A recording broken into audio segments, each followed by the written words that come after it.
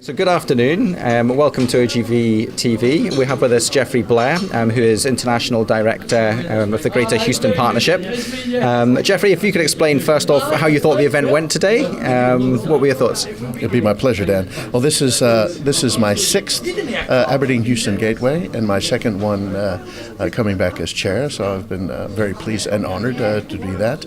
And I like coming here every year because it's a great opportunity to connect with the Aberdonian community about 6 to 8 weeks usually before OTC, to sort of give them a Houston update, what's new and what's going on, but also to get up to speed on all the things that have changed here in Aberdeenshire and in Aberdeen.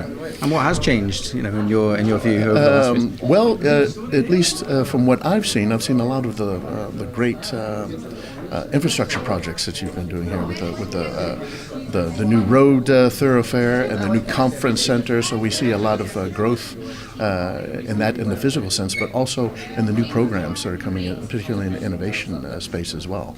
Aberdeen, like Houston, suffered during the energy downturn.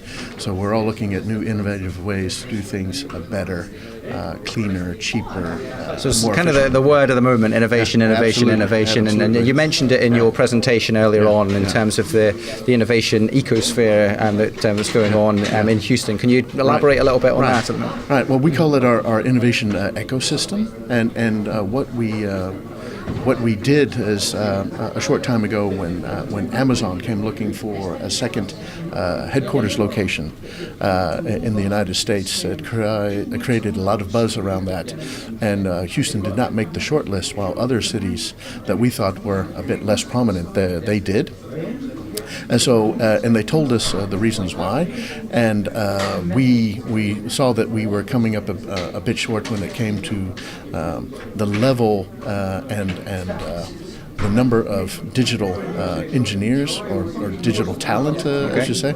And so it made us go back and look at our innovation ecosystem, look at our digital talent supply, and to make changes in the way that we commercialize our intellectual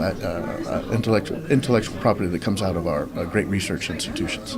So, in energy, we've long been known as the energy city in oil and gas. So we have a great deal of innovation around there. But we also saw that in the life sciences, in the material sciences, and in aerospace, because of NASA, the Johnson Space Center, that we had these pockets of innovation that weren't really connected. But one thing they almost all had in common was a lack of venture capital.